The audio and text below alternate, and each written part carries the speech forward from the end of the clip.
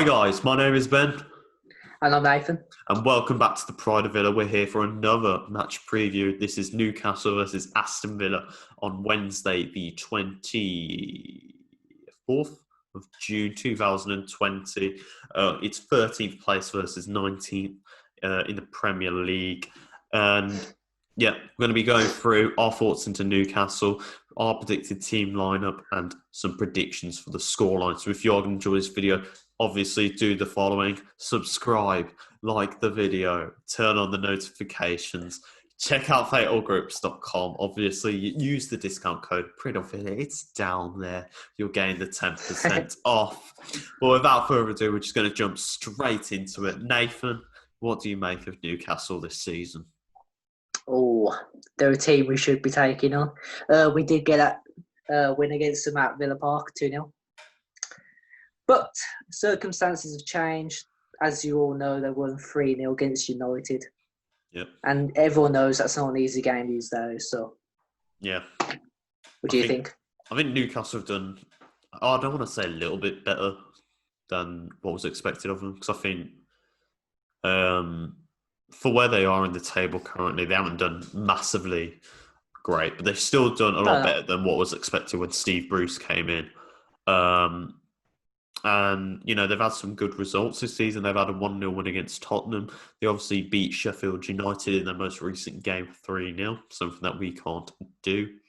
And I think overall Newcastle have looked a much more solid side, more than what people were expecting him to be when Benitez left the team and was given the cabbage. I think that obviously we're going into this after the extremely disappointing defeat to Chelsea on the 21st of June, the 2-1 loss there.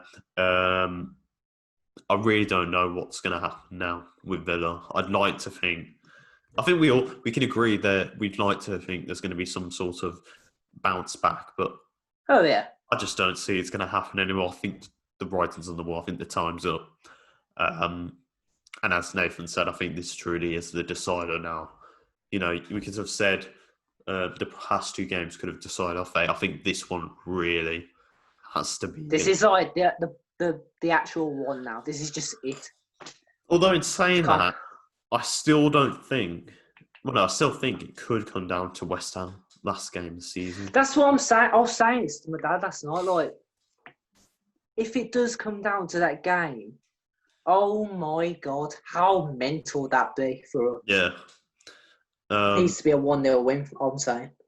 Yeah, I think if that's the only consolation you want to take out of the Chelsea game, it's the fact that we are still 1 point away from avoiding the relegation zone, but our goal difference is just so low. It just has to be wins from now on. And I think although we have obviously not been playing great in the last two games, part of me's got a little bit of a sneaky feeling that we can hopefully get something out of this game. At the same time, we've got to be worried for Newcastle, considering, you know, the matches they've been having. Joelinton's scoring again, and they're actually looking a decent team, with Saint Maximin probably being one of their best players this season and probably the best player in the team right now. You know, there's a lot to be worried about, but at the same time, you've got to imagine Dean Smith should be changing something, shouldn't he, Nathan? Yeah. If we did go down, I'll probably still keep him just to try and get back up. It's just not going to happen. All the players would go. Dean really needs to listen to his fans. Like, this is the moment. He needs to start listening to us. Like we've said, play Samatta and Davis up front. Then we'll be getting a lot more goals. Like, it's not really hard. Yeah, I think a different formation's needed. It is. It's hard to say, though. You either go with a 5-3-2 or a 3-5-2 or even a 4-4-2. But I think for me, a 3-5-2 would be much better, considering he's already playing three centre-halves on the pitch. You know, just play Target and Elmo and the wider players. You know, so that means we don't have to play El Ghazi or Trezeguet. And then Grealish and McGinn can move into more attacking midfielder roles, whilst having either Douglas Luiz or Nakamba sitting in that holding midfield spot. But at the same time, you could then argue you could just bring it back to a 4-4-2 because if you're playing Nakamba as someone to help defend and shore up the back line, you might as well just put him in the back four. But for me, I think Douglas Luiz has actually looked pretty solid in his centre midfield role. I haven't had much of an issue with him. So I think in that case, you play a 3-5-2. But we'll get onto that team lineup right now. So what formation do you want to go with? Do you want to stick with the 4-3-3? Or do you want to go with one of the ones I've just mentioned? The one Dean has right now is just outdated. It just does not work. Yeah. So, yeah. The first one you said, I'd say. 3-5-2. Yeah. All right. So, in goal, I think would you stick with Nyland or would you perhaps make the option to go for Reina now? Like, I was talking to my dad about this. Like, he keeps talking about the experience with Reina, but then you got Nyland, who's just doing everything right for us. Obviously, let those 2 goals in, but you could blame him for all our crap defence again. Yeah. The ball shouldn't have been going that far down. Anyway, but I'd stick with Nyland. I don't think Pepe really has anything to offer us anymore. We can't afford to have cock-ups that he has done in the past. So yeah, Nyland. I think I was reading somewhere that I think it was meant to be today as we're recording that stuff like the loans that Rainer and Drinkwater have are meant to be up today. So there's a good possibility that's why we haven't seen Drinkwater at all. And maybe Rainer's not going to be getting that start. But for me, I'd still stick with Nyland. I think he's been... Yeah. I just can't get over the Leicester game for me. It's just too much of a... it's too far gone now to bring him back in. And I think, even though Nyland did look a bit shaky in the game against Chelsea, I think there's still a bit more of a solid keeper there. We'll move on to the 3 centre-halves. I think this is going to stay the same unless you want to bring in Engels, but I think we're going to stick with House on the left, Mings in the middle, and then Konza on the right. I think we can agree on that. That's all we can do right now. I don't think Engels is up to it just yet. I think he's injured as well. I think he might have picked up. But obviously, House and Mings having 2 really solid games, I think, especially House, who's been a stand-up performer in the past 2 games. And then, even though Konza has been playing a little bit weak on the full-back side, I think bringing him back as one of the centre-halves will help reassure him. Yeah.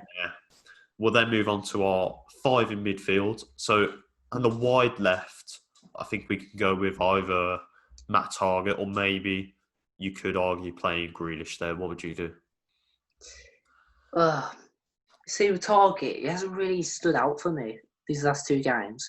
Just doesn't seem to be up for it at all. So, I'll probably have to change Grealish to his role. I think Grealish actually suits his role in the way, but I don't think Target's up to it. So you'd play Grealish on the left? Yeah. Okay. I'd go with Target just because... I think the last 2 games... I know he hasn't looked solid, but it's as simple as it eliminates the option of having to play Grealish on the wing and actually play him in his more natural position as an attacking midfielder, which I think needs to happen because I think he's been very isolated and very quiet in the past 2 games. So I'd play him on the left.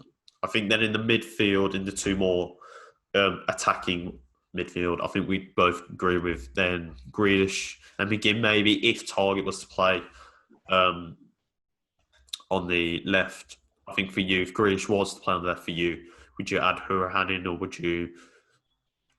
would you do? Hurahan, that's another one. He's been awful. I don't know, I don't know. I'll probably have to stick with him. There's not much of a choice for me. Yeah. And then I think in the whole of midfield, we'd obviously play Douglas Luiz. He's been fine for me. Hasn't done much. He's been taking on everyone else's role. Yeah. Like that's what I like about him. He's taking care of that. While they're just being crap. But he shouldn't have to do that. And when they are sticking to what they're doing and doing it right, he's going to come out for us. Yeah. And then On the right, do you go with El Mohammadi or do you play El Ghazi or Trezeguet? Oh god, I feel like we're getting more from El Ghazi, but on the side with that, he's doing a lot more mistakes. Elmo, he doesn't really do anything for me, but Trezeguet, he has pace, but he needs to use it right. Yeah. I'd go with Not too Elmo. sure. I think I don't, I think I don't know.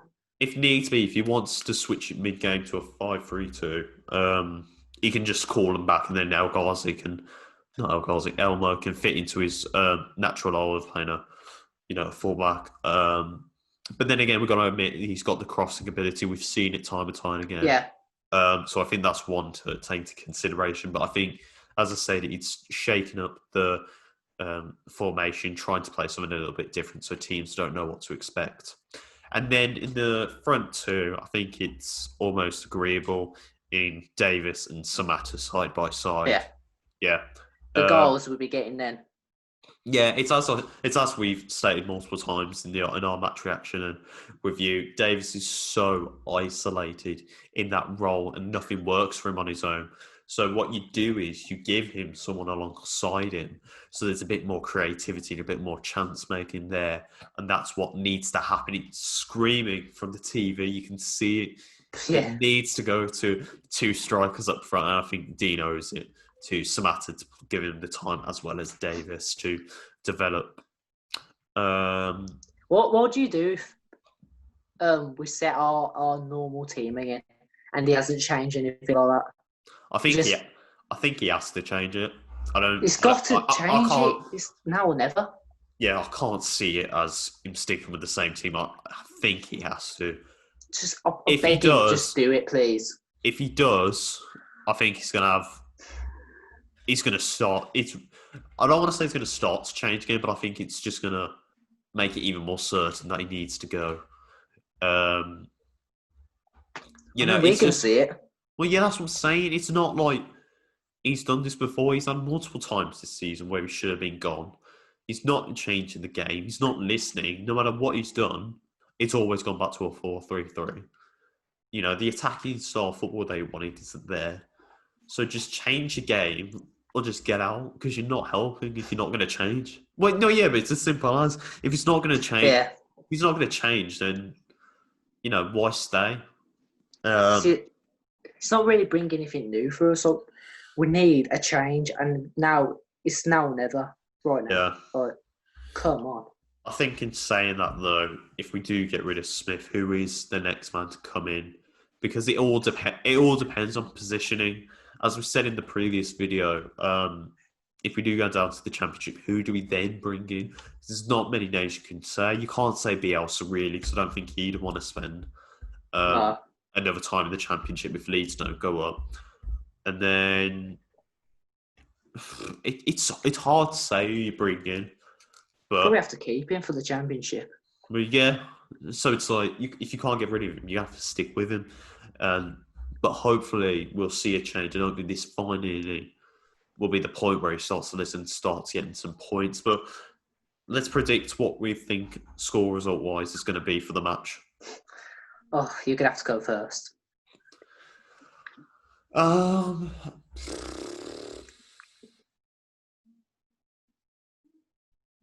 don't know. This is just weird for us to be thinking like this against Newcastle. It's just so weird. We should be like, oh yeah, definitely win. But that's the point, though. We know it's not going to happen. I can't say 3-1 again. I'd say 2-0 Newcastle. I just don't see a change. I'll tell you what, right? I'm going to say this, and I don't want to be sad because I think this is going to come out really peak. Part of me thinks, with what's happened to Dean Smith's dad, I think somewhere in his mentality, it's gone. Well, like, he's lost his dad, so yeah, somehow it's not like all in for us. Yeah, I think he's just not there. I think his mind's so drawn to that it's just there's lack of quality coming onto the pitch. This is what I was thinking before Sheffield United. I was thinking because he's not worrying about his dad's passing Yeah, because he doesn't have to worry about all that anymore, and he knows his dad's like in a better place than ever. yeah. Like he's going to be more focused on us staying up because his dad's a Villa fan too. He would probably be like, "Oh, I'll do that for him," but maybe he is like that, and maybe he isn't. Like I know that's what I'm saying. I don't want it to be true because it's incredibly, it's sad to think sad. that. It's incredibly sad to say if that is the case. But you've got to imagine there's some part of it that could potentially be playing in part with what's happened. Yeah. But it's as we said. I don't think it is. I think it's just been a mess of everything this season. What's your score prediction? Right. A Villa fan point of view, 1-0. Oh, it's going for it. But realistically, 2-1 to them. Like, Yeah. depends who we play. Our formation is, oh god. Yeah. It's just a hard one to predict now. It's the Can't fact believe we're in this position. you've got to go on to that, and then you've got to go on to Wolves on Saturday. Who's going to absolutely thrash Like, us? I was looking at his interview for Newcastle, and he said something like, the next 2 games, we're looking at wins. And he said more for Wolves. You won't beat Wolves. You will not beat Wolves. After the first time we played Wolves this season, it was awful. I do not. With where Wolves are, that is not happening. That is not the case. That one is a definitive loss. Yeah, Nothing's 2-0. going to change there. So we've both predicted losses. I think one of the things I want to end this preview on is a tweet from Simon Lyons, who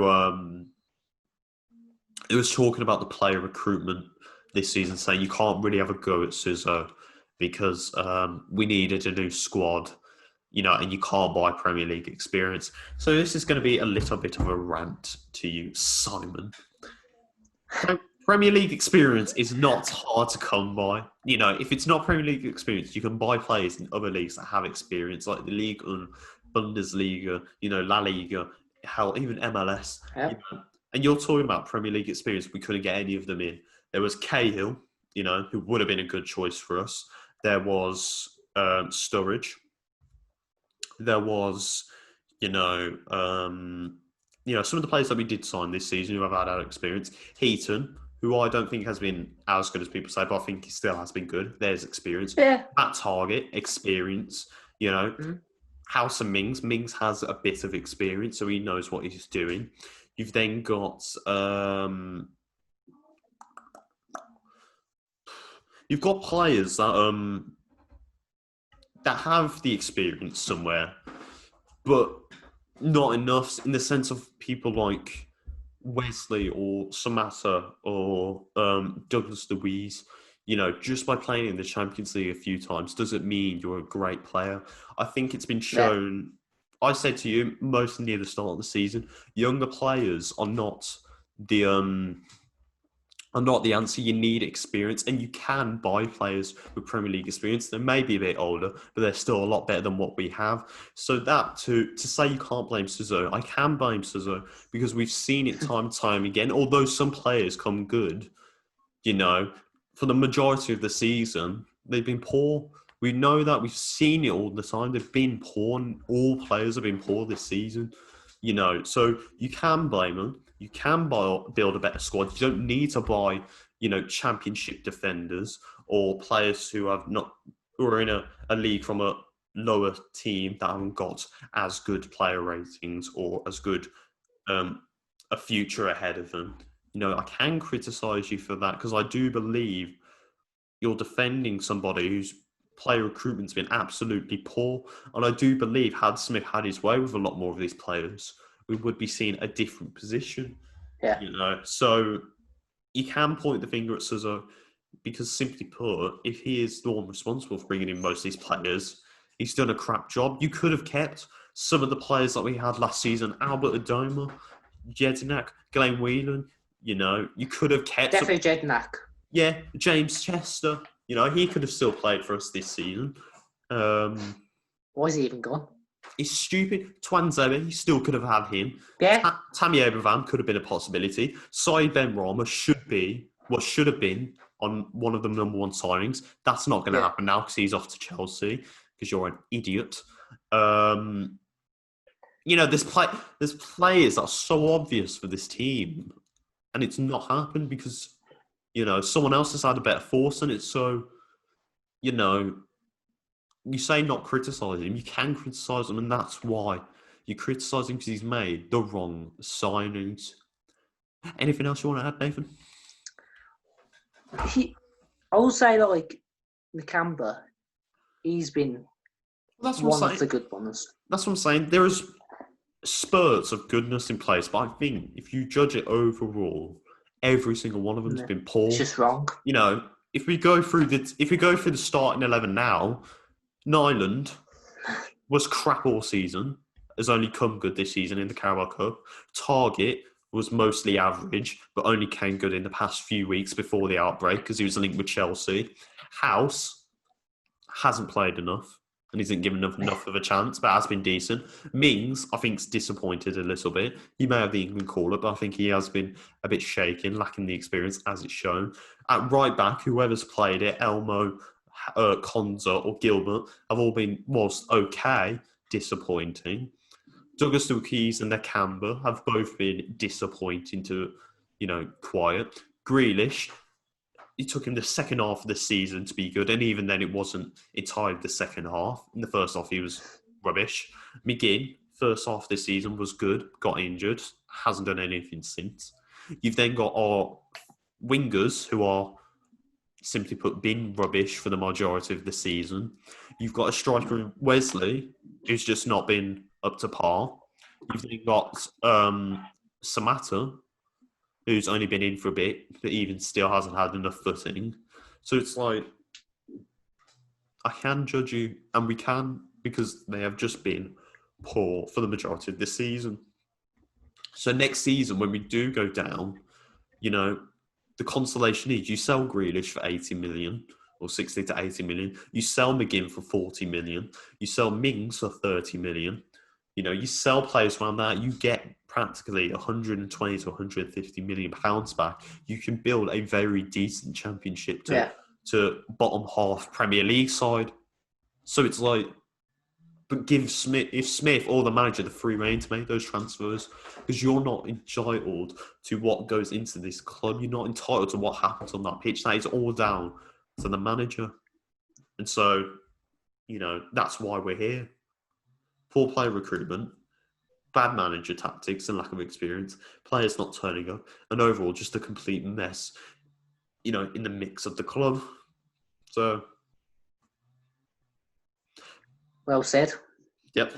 But without further ado, we're going to wrap up that preview for Newcastle versus Aston Villa. As we said, if you do get this video to 10 likes, we will put out a lengthy detail on the best video that we possibly can put out of what has gone wrong with Aston Villa this season and our ways to fix it. We will give you the best video we can possibly produce. We don't care how many takes it'll take. We don't care how long it'll take. We will give you the best one we can.